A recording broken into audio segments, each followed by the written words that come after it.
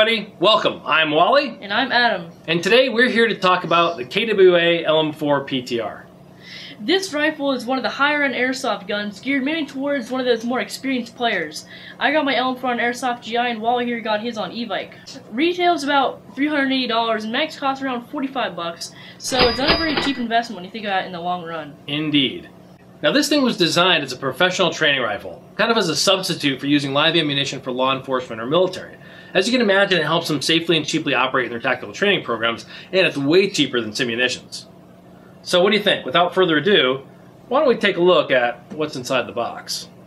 Okay, it comes with a carry handle or rear sight post, one low-cap gas magazine, a BB speed loader, a jamming rod, a front sight post tool, a hop-up wrench, barrel cap, an owner's manual, and warranty papers. That it does.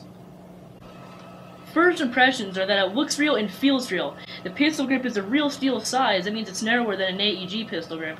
And it also has a pretty nice weight, but it is pretty heavy for an airsoft gun.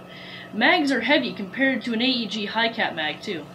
That's right. In fact, we put it on the scale in the laboratory, and this LM4 weighed in at a whopping 5.5 pounds. Now that's just 1 pound less than its real steel counterpart. Meanwhile, the gas mags clocked in at 1.25 pounds.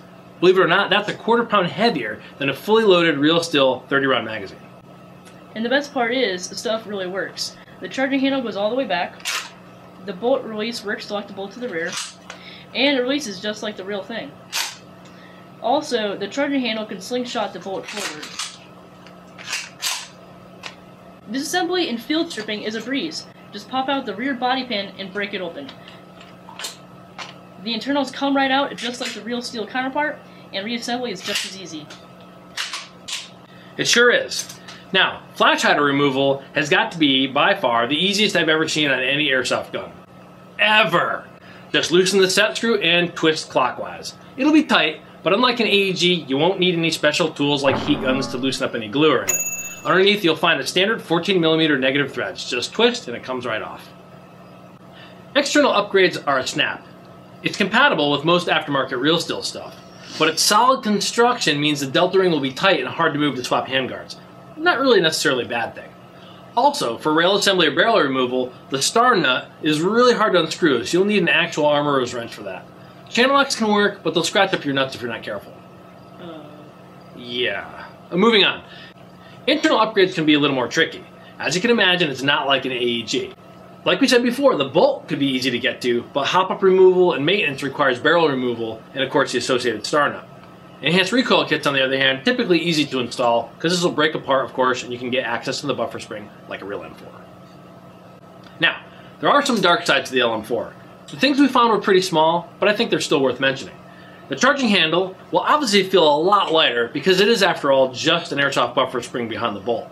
Also, the charging handle comes back about a 1/4 inch less than a real AR-15, but honestly that's hardly noticeable, especially to airsoft players. Additionally, while you can slingshot or power stroke the charging handle normally, you can't do it with an empty magazine. Personally, with 20 years of military experience and lots of shooting under my belt, I can't think of a single time I've ever used that feature anyway.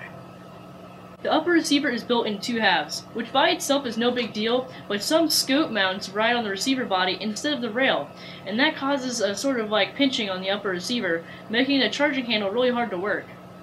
The O-ring on the mag's fill valve often comes out if you're not careful when you're filling it with gas, but that's the same with all gas guns, so it isn't really unique to the LM4. Also, the speed loader it comes with is pretty cool, but it's kind of slow to use, so I recommend using your own speed loader when filling up your mags. Okay, so we went to the range, and the average FPS was about 360 to 365, and about 13 rounds per second for rate of fire. We tested the accuracy at 60 feet, and weren't really impressed after getting lots of hype about the LM4, but we did find you can still hit a man-sized target pretty easily at that range. The max range was pretty much the same at around 150 to 200 feet, but of course the accuracy is going to suffer at that range quite a bit. Now, we did see some other issues. Firstly, the hop-up design, while low profile, is difficult to use. It's buried inside the breech, way down in there. It requires a special tool to reach inside and engage it, and of course you're just asking to lose the tool. Now, unlike any other AEG, the hop-up travel is only about 45 degrees. It's also made out of aluminum, and the teeth are extremely delicate. So if you try to spin it all the way around thinking it's an AEG, you're going to break the teeth. Like we did. Fortunately, if you've read the operator's manual, you would have seen the warning.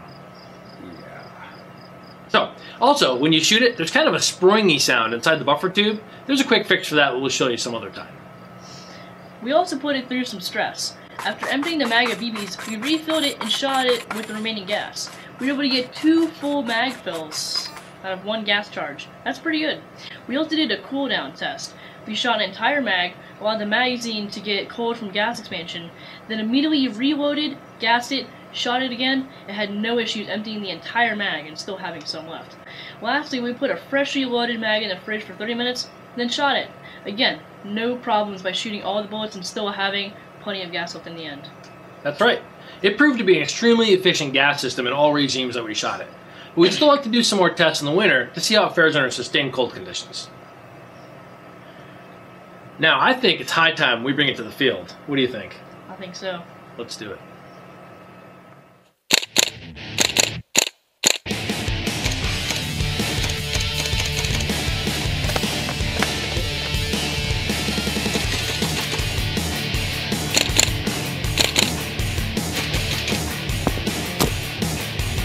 At the back!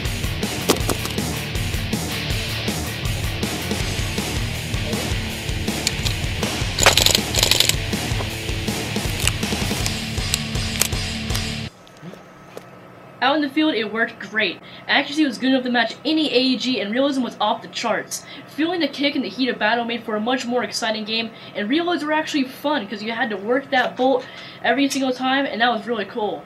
The low capacity also required more discipline, which was cool because you couldn't just go Rambo everywhere and expect to kill somebody. But the downside is lots of mags, which gets really heavy, especially when wearing them on the front of your plate carrier, which kind of, like weighs you down. And the weight of the gun turned out to be not so bad, like once you get used to it. Bottom line, the LM4 is a solid weapon, even against folks with high capacities and high rates of fire. In the right hands, it holds its own against any AEG. The realism alone is worth it if you're into serious milsim or even just honing your skills with firearms. So what do you think? To wrap this up, let's look at the report card. Okay. For design, we give it an A- for its realistic function and recoil, but the expensive $380 for the gun and $45 for each mag. It had solid and tight construction, which made it feel like the real thing, but the hop-up complexity is an issue with the need for that special tool. In the category of reliability, we both gave it an A-. It had that good construction which led to good durability on the field, but the weak hop-up teeth really caused me some problems. The cool part was it had no jams and no misfires and a really good efficient gas system. And for the effectiveness, we gave that a B+, because it had decent accuracy and decent effective range, but you have the need to carry lots of mags, which gets really heavy. The overall grade tally comes out to be a B+, which we think is pretty respectable. It's a great weapon, but it's going to cost you in the form of dollars and effort. Now, for personal coolness factor, we both unanimously give it An A++. Probably one of the coolest guns I've ever used in Airsoft. Hey guys, thanks for watching. Hope it was useful. Remember, this is just our opinion. Please do your own research and choose for yourself. And remember, the sport of Airsoft survives based on the choices of its players. Play it smart, play it safe. See ya! See ya! See you next time! So, we have some Chinese food maybe later? Okay. We'll have to eat.